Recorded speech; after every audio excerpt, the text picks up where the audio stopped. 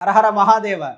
ఈరోజు భారతదేశం యొక్క ప్రాచీన వైభవాన్ని గురించి కొంచెం తలుచుకుంటాం. ఎందుకంటే మధురమైన జ్ఞాపకాలు తలుచుకున్న ఆనందంగా ఉంటాయి కదా. చరిత్రలో మన జాతి ఎంత బాగుందో ఒక్కసారి తెలుసుకుంటే ఆ ఆనందం హృదయానికి హత్తుకుంటుంది. దేశం అంటే ఎవరు? ప్రజలు, పాలకులు ఇద్దరే కదా. దేశ వైభవం గురించి చెప్పుకోవాల్సి వచ్చినప్పుడు ఇద్దరి గురించి చెప్పుకోవాలి. ప్రజలలో సంస్కృతి ఎలా ఉంది, పాలకులలో నీతి ఎలా ఉంది, ధర్మం ఎలా ఉన్నది అనే మాటలే మనం చెప్పుకోవాల్సి వస్తుంది. అయితే రాజులకి ప్రజలకి సంబంధం ఖచ్చితంగా ఎక్కడుంటుంది? పన్ను కట్టే దగ్గర ఉంటుంది. వాళ్ళు సమస్యల్ని పరిష్కరించే దగ్గర ఉంటుంది. కనుక ఇప్పుడు రెండు విషయాల గురించి మనం మాట్లాడుకుంటాం. రాజులు పూర్వం పన్ను ఎలా తీసుకోవాలి అని చెప్పేవారు.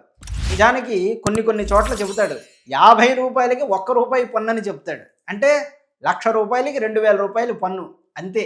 ఇప్పుడు అవన్నీ చెల్లుబాటు కావనుకోండి, కానీ ఒకప్పుడు అలా ఉండేది. దీని గురించి మాట్లాడుతూ ఆవు దూడకు పాలు ఇచ్చిన తర్వాత అది విడిచిపెట్టిన పాలని ఆవుకి ఇబ్బంది లేకుండా మనం ఎలా గ్రహిస్తామో అట్లా పన్ను గ్రహించాలి. తేనెటీగ పుష్పాలన్నిటిలో ఉన్న తేనెని పుష్పాలకు హాని చేయకుండా ఎలా గ్రహిస్తుందో రాజు అనేవాడు పన్ను అలా గ్రహించాలి. ఎందుకు గ్రహించాలి అది కూడా చెప్పాడు కదా. శతాభ్యో బలిమగ్రహీత్, రఘువంశంలో అంటాడు శతాభ్యో బలిమగ్రహీత్ ప్రజానామేవ భూత్యర్థం. ప్రజల యొక్క శ్రేయస్సు కోసమే ఆ మహారాజు చక్కగా పన్నును స్వీకరించేవాడు. సహస్ర గుణముత్సృష్టం ఆరత్తే రసం రవి. ఎందుకు పన్నును స్వీకరిస్తాడంటే సూర్యుడిని ఉదాహరణగా చూపించాడండి. అది గొప్పతనం. నీటిని సూర్యుడు ఎంతో పైకి లాక్కుంటాడు కదా. బాగా భూమిలో ఉన్న జలసారం మొత్తాన్ని సూర్యుడు పైకి లాగుతాడు. కారణం ఏమిటి అంటే అందుకు వేల రెట్లు వర్షించడం కోసమే. అలాగే ప్రజల దగ్గర కొంచెంగా పన్నును తీసుకున్న రాజు మళ్ళీ ప్రజలకు అనేకమైన ఉపాధులు నిర్మించడం కోసమే ఆ పన్నుని వినియోగం చేయాలి. వేలు ఇంతలుగా మళ్ళీ ప్రజలను బాగు చేయడం కోసమే దాన్ని ఉపయోగం చేయాలని అక్కడ స్పష్టంగా చెప్పాడు. అందుకోసం పన్ను అనేది తప్ప అది రాజుకి జీతం కాదు అన్నాడు. అందుకే రాజు అంటే విష్ణుస్వరూపుడని మనం దండం పెట్టడం సామాన్యం కాదు. ఎందుకు ఇలా ఉంటే ఉపయోగం ఏమిటి అంటే బాగా చెప్తాడు. సర్వతో ధర్మషడ్భాగ అంటాడు. సర్వతో ధర్మషడ్భాగ రాజ్ఞో భవతి రక్షత.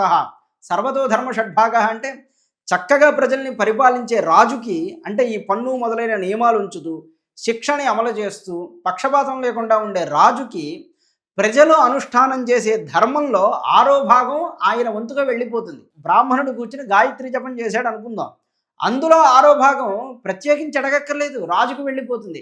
బాబు నా కోసం ఈ యాగం చేయి ఆ యాగం చేయని ఎవ్వడు అడగక్కర్లేదు. నిజంగా ధర్మంగా అతడు పరిపాలన చేస్తే ఖచ్చితంగా ఆయనకు 6వ వంతు ఫలం వెళ్ళిపోతూనే ఉన్నది. అలాగే ప్రతివాడు భగవంతుణ్ణి స్మరించుకున్నా కూడా అందులో 6వ భాగం రాజుకి వెళ్తుంది. అదే అందులో రహస్యం. మన అదృష్టమో దురదృష్టమో తెలియదు, కానీ అలాంటి రాజులు లేకపోవడం వల్ల మనకి ఇంకొంచెం పుణ్యం మిగులుతోంది అని భావన చేయవచ్చు. ఇంకొక మాట అన్నాడు, అధర్మాదపి షడ్భాగ భవత్యస్య రక్షత. అధర్మంగా గనక ఉంటే అంటే పన్నులు ఎక్కువగా వసూలు చేస్తూ ప్రజలకు ఖర్చు పెట్టకుండా స్వార్థం కోసం వినియోగం చేస్తే అలాంటి వాడికి అధర్మంలో షడ్భాగం వెళ్ళిపోతుందయ్యా. మనం పాపాన్ని పోగొట్టుకుంటున్నామని చెప్పాలి. మనం చేసే పాపంలో 6వ భాగం వాళ్ళు అడగకుండా వెళ్ళిపోతుంది. అందువల్ల ఆ రాజపదవిలో ఉండడం అనేది చాలా కష్టమైన విషయం. కత్తి అంచు మీద నడక లాంటిది, అది సామాన్యం కాదు. రాజైన వాడికి నరక దర్శనం తప్పదు అని ఊరికే అనలేదు.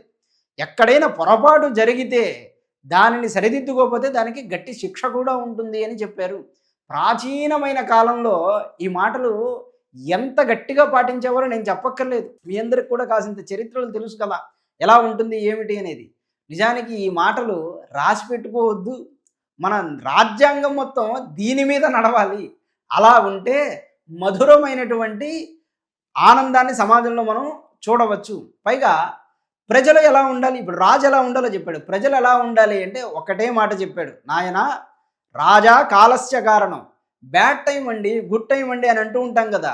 మంచి టైం అంటే మంచి సమయం అనేది ప్రజల్లో నడవాలంటే రాజే కారణం, రాజా కాలస్య కారణం. ఇంకో మాట అంటాడు, యథా రాజా తథా ప్రజా రాజ్ఞి ధర్మిణి ధర్మిష్ఠా పాపే పాపా సమే సమాహ రాజానమనువర్తంతే యథా రాజా తథా ప్రజా. ఈ మాట చెప్పింది ఎవరో కాదు, గొప్ప నీతివేత్త అర్థవేత్త అయిన చాణక్యుడు చెప్పాడు ఆ మాట. రాజు ధర్మంగా ఉంటే, రాజు యందు ధర్మం అనేది ఉంటే ప్రజలు ధర్మాత్ములుగా ఉంటారు. వాళ్ళు పాపంగా ఉంటే పాపంగానే ఉంటారు.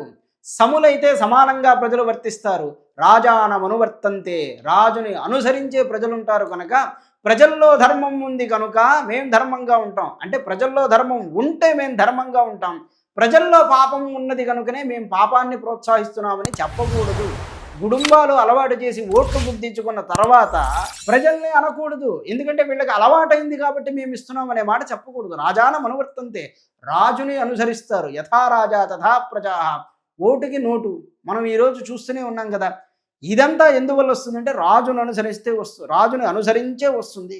ఒక్క రాజు ధైర్యం చేసి గట్టిగా ఉన్నాడా, అక్కడి నుంచి ప్రజల్లో కూడా మార్పు వస్తుంది. నేను ఎందుకు ఈ మాట చెప్పొచ్చానంటే వాళ్ళని నిందించడం కాదు. వాళ్ళు ఏం చేస్తారు, అనేకమైన ఒత్తిళ్ళు ఉంటాయి. నేను ఈ ఉద్దేశంతో చెప్పడం లేదు. ప్రజలు రాజు ఇద్దరిలో మార్పు ఎక్కడి నుంచి రావాలి అనే విషయం చెప్పడం కోసం ఈ మాట చెప్తున్నాను. మార్పు అంటూ నిజంగా రావాలని కోరుకుంటే అది రాజు దగ్గర నుంచే రావాలి. అలా మారడానికి వచ్చిన రాజుని కాపాడుకునే బాధ్యత కూడా ప్రజలదే. ఈ విషయాన్ని మనం ఖచ్చితంగా గుర్తు పెట్టుకోవాలి. దానివల్లనే మనం ఆనందాన్ని అనుభవిస్తాం. సరే, ఇవన్నీ అరణ్యరోధనం అవుతుందని తెలుసు అనుకోండి, అంటే అడవిలో ఏడ్చినందువల్ల ప్రయోజనం ఏమున్నది. కానీ పూర్వపు స్మృతుల్ని వృద్ధుడు నెమరు వేసుకున్నట్టుగా మన ప్రాచీనమైన కాలంలో జరిగిన వాటిని గ్రంథాల ఆధారంగా తెలుసుకుని ఒక్కసారి ఆ చరిత్రలో ఉన్న మధుర జ్ఞాపకాలను తలుచుకుంటున్నామని అనుకుందాం. అందుకోసం ఒకప్పుడు రాజులు ఎలా ఉండేవారు, ప్రజలు ఎలా ఉండేవారని చెప్పడం జరిగింది. అంత గొప్పగా భావించేవారు వాళ్ళు. ప్రజల యొక్క సొమ్ము అంటే జాగ్రత్తగా ఉపయోగించాలి, ఎందుకంటే నా తర్వాత గతి ఏమవుతుందో అని భావన చేసేవారు. తర్వాత గతి ఏమవుతుందో అనే భావన లేనివాణ్ణి మనం పాలకుడిగా ఎన్నుకుంటే మనల్ని నట్టేట ముంచడం తప్ప ప్రయోజనం ఏమున్నది. వాడికి తర్వాత అనవసరం, ఈ క్షణంలో వాడానందంగా ఉండాలని చెప్తాడు. అందుకే ధర్మాత్ముడైన వాడిని ఎన్నుకోవాలి. ఈ విషయంలోనైనా కనీసం మనం న్యాయంగా ఉంటే మనకి కావలసినటువంటిది మనకి దక్కుతుంది. భగవంతుడే మనకు అనుగ్రహం చేస్తాడు. ఈ విషయాల్ని గుర్తుపెట్టుకుని సమయం సందర్భం వచ్చినప్పుడు మనం ఆ విధంగా మెలుగుతాం గాక. అయితే నా ఉద్దేశం ఇవన్నీ చెప్పడం కాదనుకోండి, సందర్భవశాత్తుగా చాలా చెప్పడం జరిగింది. ప్రాచీన కాలంలో ఇలా ఉండేదని తెలియజేయడం నా ముఖ్యమైనటువంటి ఉద్దేశం. ఈనాటికి కొన్ని విషయాల్ని తెలుసుకున్నామని ఆశిస్తున్నాను. రేపటి రోజు ఇంకో కొత్త విషయాన్ని పరిచయం చేసుకుందాం. నమస్కారం.